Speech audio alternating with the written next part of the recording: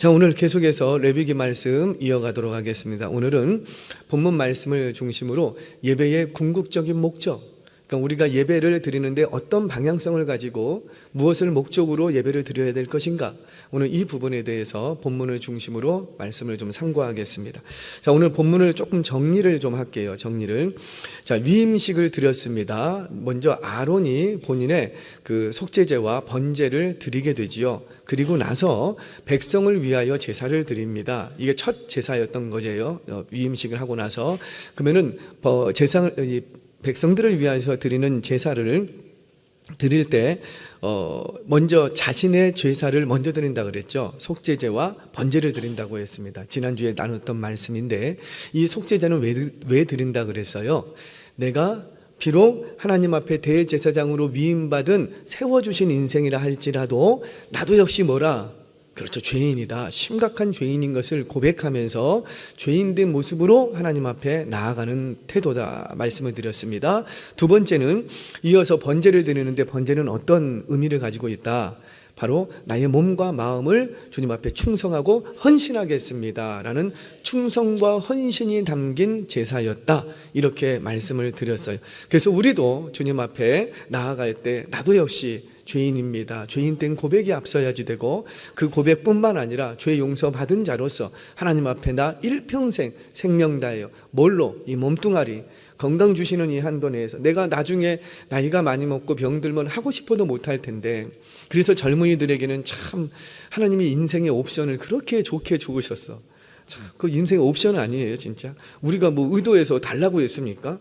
딱 때가 되었을 때 젊음이라는 걸 딱 주셔서 그 젊음의 시기에 어느 방향으로 내 젊음을 쓸 것인가, 허랑방탕하게 쓸 것인가, 아니면은 정말 고결한 인생을 위해서 내 젊음을 쓸 것인가.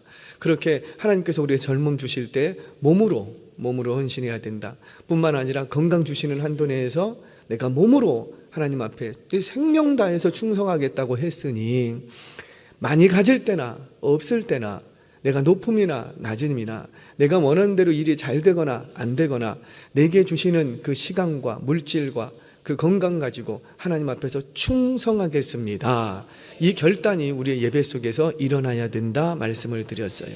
자, 이렇게 제사를 드리고 나면 아론이 이제 본격적으로 백성들을 위한 제사가 시작이 됩니다. 그 제사가 뭐였냐면 속죄제, 번제, 여기에 소제와 화목제가 같이 드려져요. 근데 이 소제는 아침 첫 드리는 그 번제와 함께 드려지게 됩니다. 그래서 이렇게 네 가지로 드리기는 하지만 여하튼 간에 속죄, 번제, 소제, 화목제, 이 네 가지의 제사를 드리게 되는 거예요. 특별히 화목 제사를 드릴 때는 화목 제물은 어떻게 드리냐면, 그 앞 가슴 부위의 고기와 오른쪽 뒷다리의 고기는 요제와 거제로 하나님 앞에 드린다 그랬어요.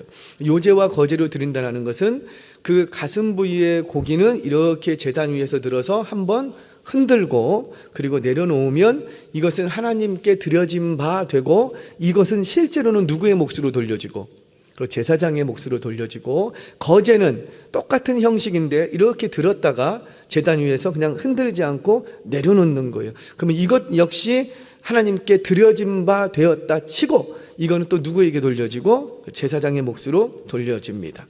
자, 이렇게 백성들의 모든 제사가 다 드려지고 나면 마지막 순서에 아론이 두 손을 들어 백성들을 향해서 축복하는 이제 순서가 있습니다. 그 축복이 딱 맞춰졌어요. 이 축복이 딱 맞춰지는 순간 여호와의 영광이 이 백성들 가운데 딱 나타났다는 거예요.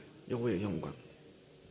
그 영광이 가시화되었는데 어떻게 가시화되었냐면 바로 불로 하나님께서 응답해 주셨다는 거예요. 근데 이 불을 조금 더 깊은 연구가 필요하겠지만, 보편적으로 이 불은 하늘에서 내린 불이 아니었어요. 엘리야 같은 경우에는 그 불이 어디서 내리고? 하늘에서 내린 불이었죠. 그런데 이 불은 하늘에서 내린 불이 아니라 하나님의 영광이 임하자 그 영광 가운데서 나타난 거예요. 그냥 일종의 부싯돌이 이렇게 툭 치면 불꽃이 팍 퍼지는 것처럼, 나타나는 것처럼, 그러면서 불이 싹 붙지 않습니까? 그것처럼 여호와의 영광이 임하자 그 영광 속에서 제단에서 갑자기 불꽃이 팍 피더니 불이 딱 붙은 거예요. 그래서 그 불은 계속 말씀드리지만 이스라엘 역사 속에서 한 번도 안 꺼졌습니다. 왜냐하면 그 불로만 제사를 드려야 돼요. 나중에 이제 다른 불로 드리다가 나답과 아비후가 생명을 잃게 됩니다. 그 왜 그렇게 되는지도 한번 살펴볼 거예요, 다음 주. 여하튼 하나님이 주셨던 이 불은 우리가 인위적으로 만든 불이 아니라 하나님의 영광의 현현이었다는 거지요. 그 불로 이제 제물을 드리고 앞으로 계속해서 모든 제사는 뭘로만, 어떤 불로만, 바로 이 불로만 제사를 드리도록 하나님께서 말씀하십니다. 자, 그렇다면 왜 하나님께서는 이런 식으로 백성들에게 보이시는가, 나타나시는가, 왜 이렇게 신비롭고 왜 이렇게 좀 뭐라 그럴까요? 이렇게 좀 기적적인 방식으로 왜 하나님이 이렇게 응답을 하시는가, 왜 그러는가? 여기는 두 가지 이유가 있어요. 두 가지. 첫 번째는 너희들이 드린 이 예배를 내가 받았다라는 응답의 표시였습니다.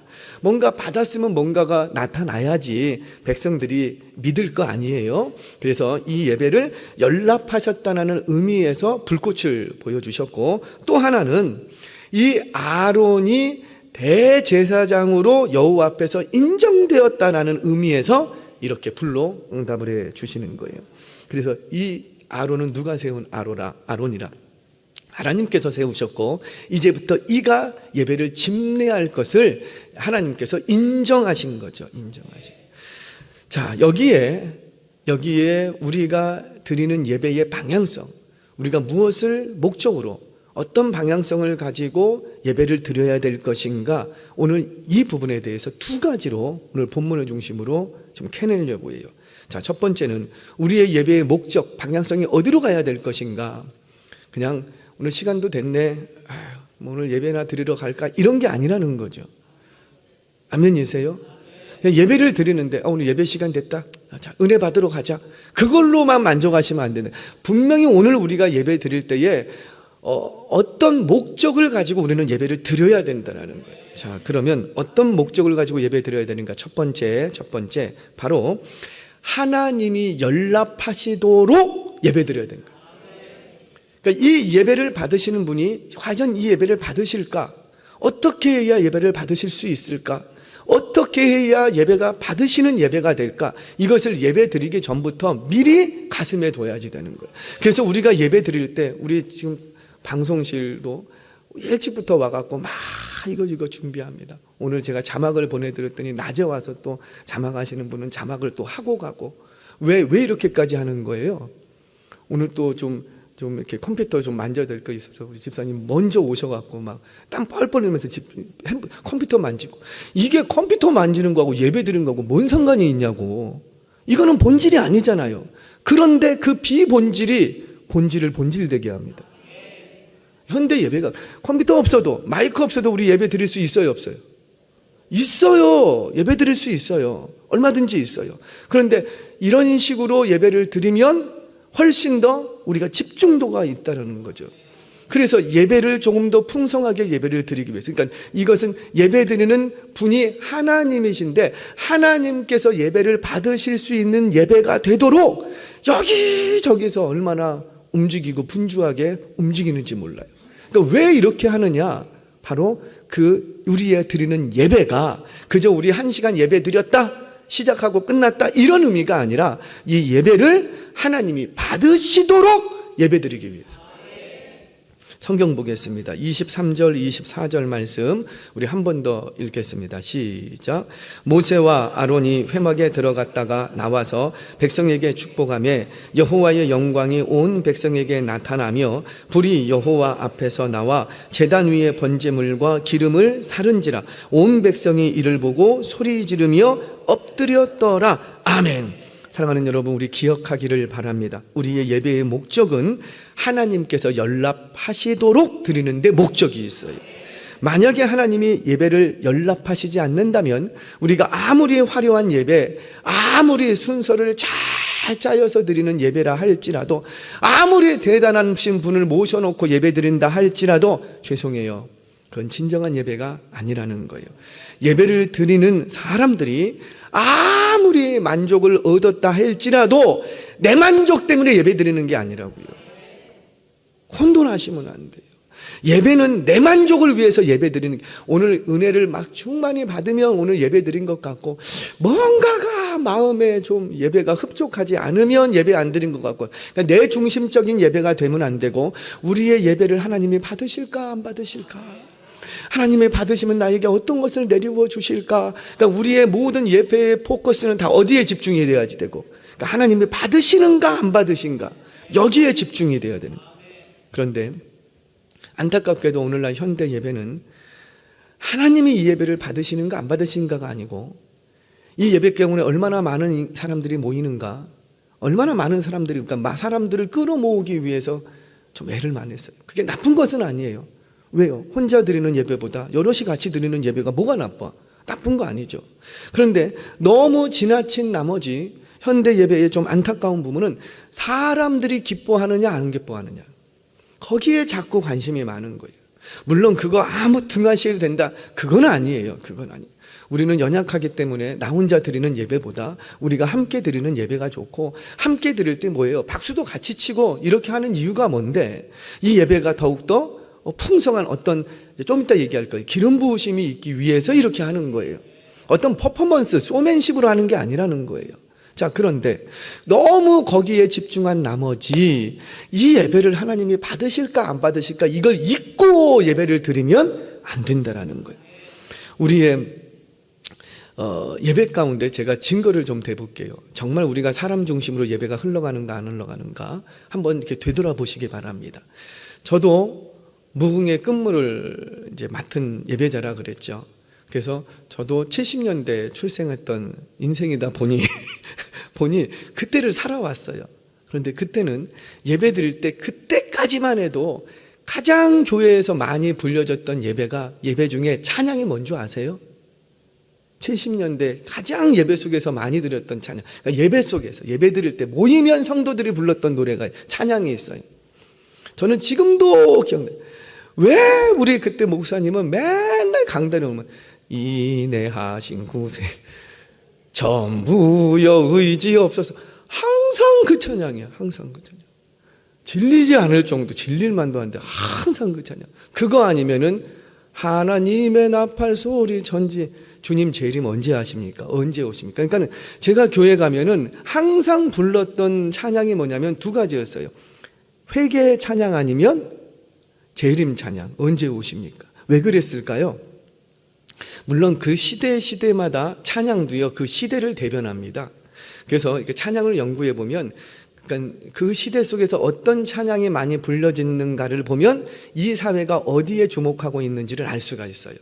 회개와 재림에 관한 찬양이 많이 불려졌을 때는 그 사회가 어디에 집중하고, 그렇죠, 하나님의 회개, 하나님의 나라의 임함, 그러니까 재림에 집중했었어요. 그래서 강단에서도 그런 찬양이, 그런 설교가 많이 나왔습니다. 그런데 요즘 교회에 와서 천부여 의지 없어서 잘 불러요 안 불러요? 이상하게 잘 안 불러요. 우리 다음 주부터 줄기차게 부릅시다. 잘 안 불러요. 잘 안 불러. 왜 그럴까? 아직 주님 오시면 안 된다라는 거죠. 아직 우리가 살기가 좋다는 거예요. 그러니까 그때는 너무 살기가 힘드니까, 우리 주님 그냥 빨리 오세요. 빨리 오세요. 그런 중심으로 예배를 드렸다는 거예요. 근데 지금은 그렇지 않아요.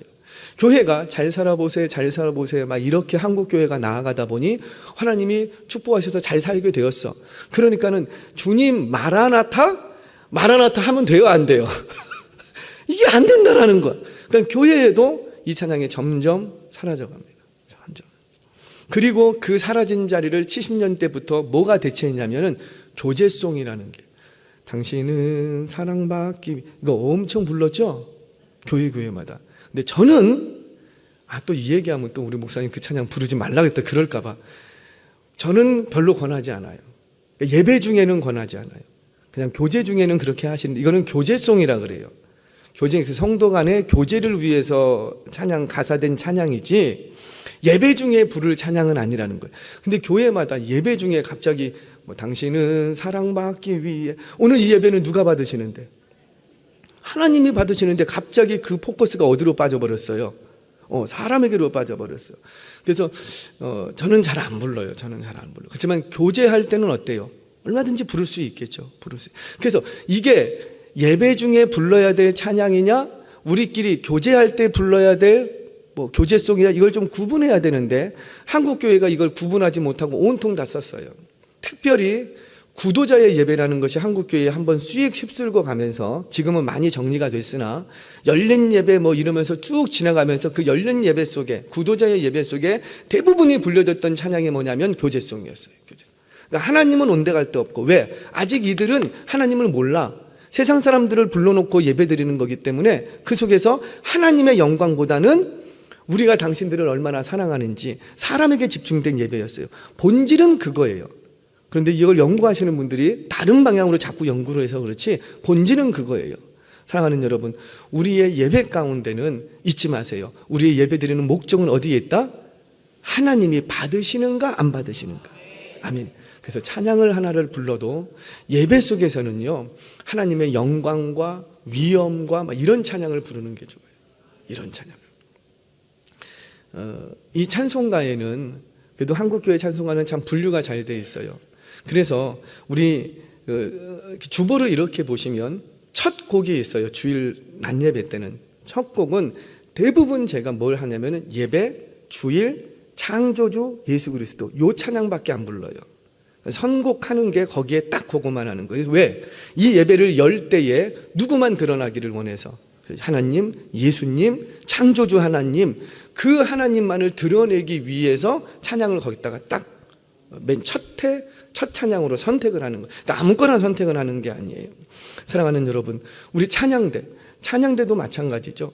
우리 예배 속에서 찬양대가 찬양을 막 드릴 때는 어떤 찬양이 사실은 제일 좋고 하나님의 위엄, 창조, 권능, 섭리 이런 것을 불러드리는 것이 사실은 예배 속에서 훨씬 맞는 거예요.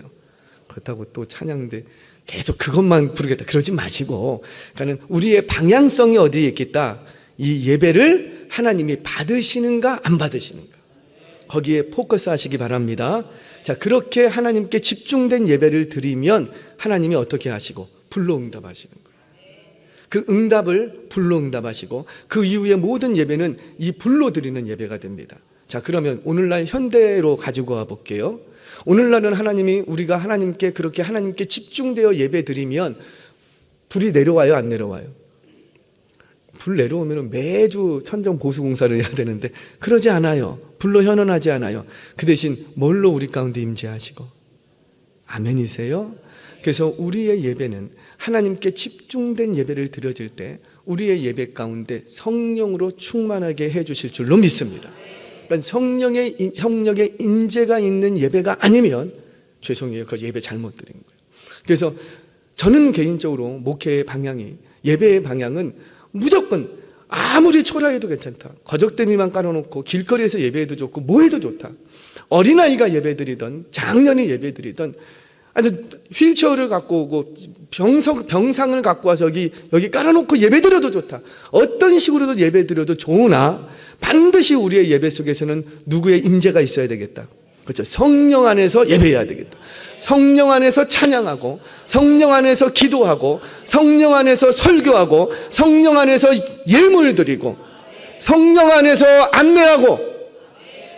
아멘이세요? 안내도 뭐 안에서?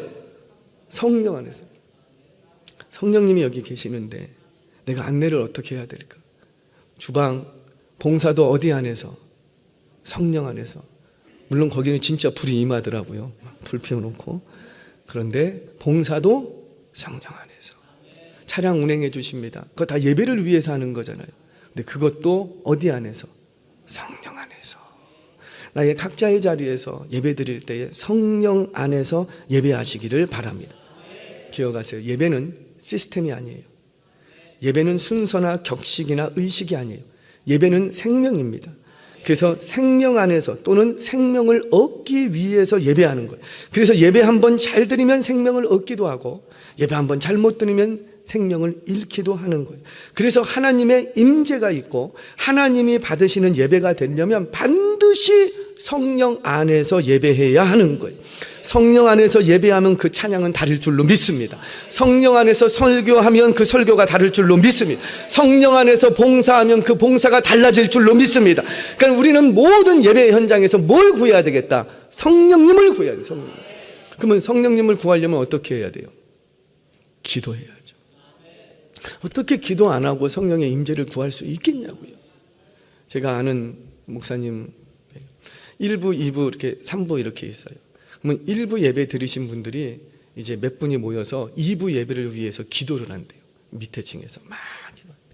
근데 얼마나 크게 기도하는지 목사님이 예배 드리다가 내려가고 조금만 조용히 하시죠. 얼마나 밑에서 하셨나 봐요. 밑에서 강단 밑에서 막 얼마나 크게 하는지. 그렇다고 또 이번 주부터 하라는 말씀은 아니고 그렇게 예배를 위해서 기도합니다. 기도에 불을 떼야죠. 기도의 향연이 올라가야죠. 그러니까 자꾸 부탁드리는 게 제 말이 아니라고요. 어떻게 기도하지 않고 예배를 준비하고, 어떻게 기도하지 않고 예배를 봉사하고, 어떻게 기도하지 않고 섬길 생각을 하느냐라는 거예요. 사랑하는 여러분, 저와 여러분들의 예배의 목적은 내 만족이 아니라 하나님이 연락하시는 예배에 있습니다. 그러려면 성령 안에서 예배해야지 돼요. 그러려면 이것저것 다 준비하시고 부지런히 움직이셔야 하나, 먼저 기도로 준비하고 성령을 구할 수 있는 저와 여러분 되시기를 주의 이름으로 축원합니다. 자, 첫 번째 우리의 예배의 목적, 이 예배가 연락하시도록 드리는데 목적이 있다. 자, 두 번째는 이 예배의 목적 중에 하나는 내 안에서 마땅한 반응이 일어나는 예배가 되어야 돼요. 그러니까 하나님이 받으시면 우리에게 응답을 하시는데 그 응답이 우리한테 올 때에 온전한 예배를 드리면 예배를 마치고 나면 내 안에서 마땅한 반응이 일어난다는 거예요. 그러니까 예배를 드리고 났는데 똑같이 냉랭하다 그러면 죄송해요. 예배 지금 잘못 드린 거예요. 잘못 드린 거예요. 그러니까 예배를 드릴 때 내 안에서 오늘 성령의 임재가 있는 예배를 드리고 나면 반드시 예배 드리고 났을 때에 후에 내 안에서 마땅한 반응이 일어나야 돼요. 그 반응을 기대하면서 그 반응이 일어나기를 원하면서 예배를 드려야 됩니다. 자, 성경 봅니다. 24절 말씀 같이 읽겠습니다. 시작. 불이 나와 제단 위에 번제물과 기름을 사른지라 온 백성이 이를 보고 소리 지르며 엎드렸더라. 아멘. 자, 성령 안에서 예배가 드려지고 하나님의 영광이 임하고 연락하시는 예배가 되자 응답이 주어졌습니다. 그러자 백성들 안에서 반응이 일어났어요. 반응은 어떤 반응이라? 두 가지의 반응이 있어요. 하나는 먼저 뭐 했다? 소리 질렀대요. 소리 질렀대요. 그러니까 예배 드리고 나서 기쁨에 충격해서 나가면서 와 하고 그런 소리 지르는 게 아니겠지요. 여기서의 소리 지르다라는 말은 무슨 말이냐면 기쁨에 감격하다 이런 뜻이 있어요. 정상적인 예배, 올바른 예배, 하나님이 받으시는 예배를 드리면 그 예배를 드리고 났을 때의 회중들에 일어나는 반응이 뭐냐? 기쁨이 있어야 돼요. 왠지 모를 미소가 있어야지. 그래서 예배를 드리고 나면 뭔가 기뻐야 돼. 제가 감사한 게 예배를 드리고 나면 어떤 분이 그러더라고요. 에너지를 얻고 가는 것 같습니다. 맞아요. 예배를 드렸으면 에너지를 얻어야 돼요. 어디로부터 내려오는 에너지? 그렇죠. 하늘로부터. 예배를 왔는데 우리 은혜교회 예배당을 딱 들어왔는데 뭔가 좀 느끼는 게 달라. 할렐루야. 뭔가 예배 속에 딱 들어왔는데 나는 가만히 있는데 예배 속에서 뭔가 움직이는 뭐가 달라. 지난주에 자기력 얘기했죠. 자기력은 눈에 보여요, 안 보여요? 안 보여. 근데 있어요, 없어요? 있어요. 그러니까 우리 안에 뭔가 눈에 보이는 건 아닌데 찬양을 드리는데 뭔가 내 가슴을 울리는 게 있고, 장로님 기도를 하시는데 뭔가 내 가슴을 두들기는 게 있고, 설교를 듣는데 뭔가 내 가슴에 찔림이 있고, 예배를 드리고 나가는데 아무것도 달라진 건 없는데 괜히 내 안에서 기쁨이 일어나고, 그게 온전한 마땅한 반응이라는 거예요. 저와 여러분들 예배 드릴 때마다 이 반응이 일어나기를 사모하십시오. 그래서 마음에 슬픔이 많더니가 하나님의 영광이 임하는 예배를 드리고 나면 슬픔이 사라집니다.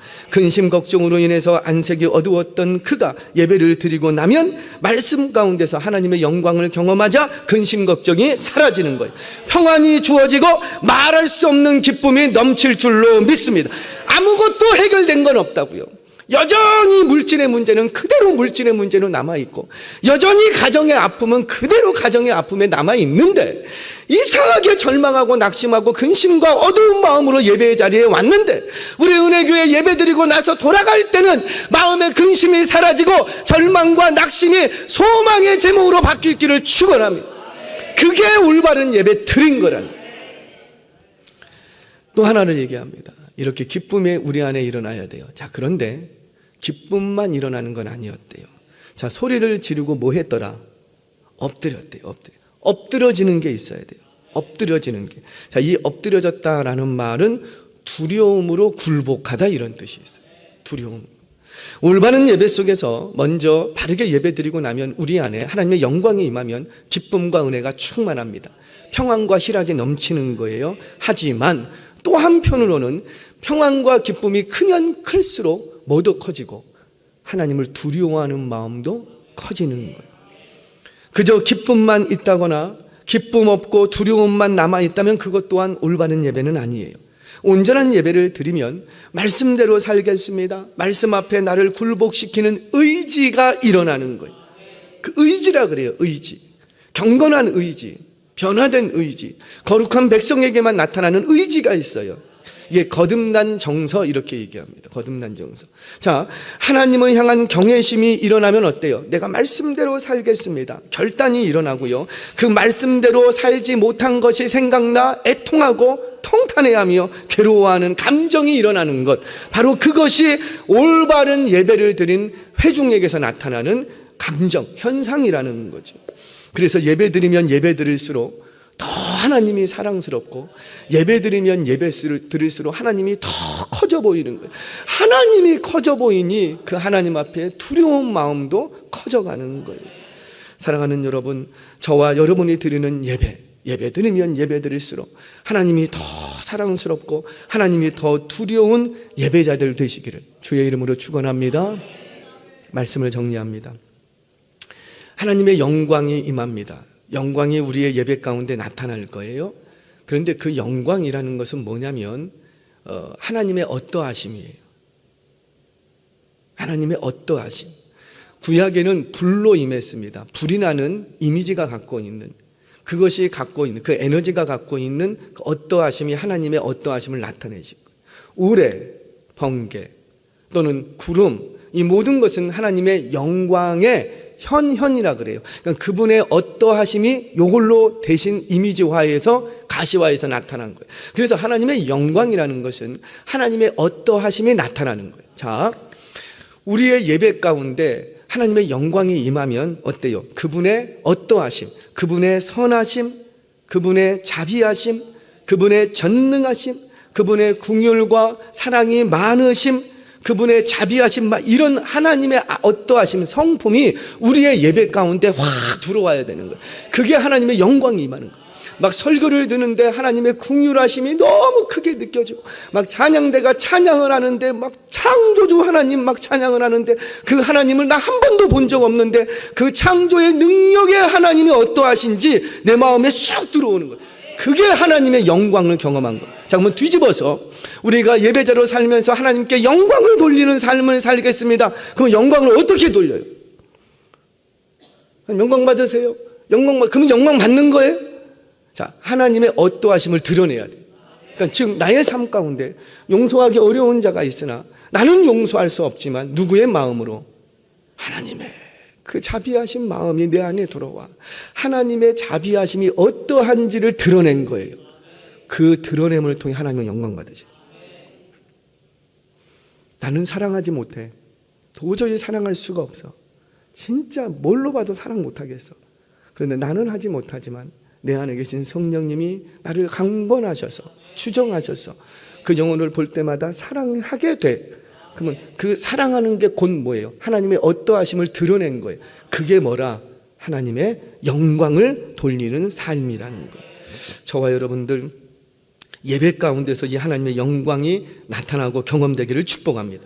설교자의 설교를 통해서 밝게 드러나고 찬양대의 찬양을 통해서 선포되는 거예요. 때때로는 여러 봉사자들의 얼굴과 섬김 속에서 하나님이 얼마나 자비하신지, 사랑이 많으신지를 드러내게 되는 거예요. 그럴 때 하나님의 그곳에 영광이 나타나는 거예요. 이런 예배가 드려질 때 예배자에게서 일어나는 마땅한 반응이 있답니다. 그게 뭐라? 기쁨과 감격, 그리고 또 하나는 하나님을 향한 경외심. 예배를 마치고 집으로 돌아갈 때면 예배를 드린 기쁨과 감격과 하나님의 경외심으로 우리의 마음이 사로잡혀야 한다는 거예요. 이게 우리의 예배드리는 목적이 되고 방향성이 되어야 됩니다. 오늘도 우리의 예배 속에서 하나님의 임재와 영광을 경험하고 그분께 마땅한 반응을 올려드리는 올바른 예배자 되시기를 축복합니다. 그래서 여러분들이 제가 드리는 모든 예배를 통해서 그 예배 가운데 주시는 하나님의 능력과 힘을 얻고 날마다 예배를 나의 힘이요 예수만을 나의 기쁨으로 삼을 수 있는 저와 여러분의 예배의 자리들 되시기를 주의 이름으로 축원합니다. 기도하겠습니다.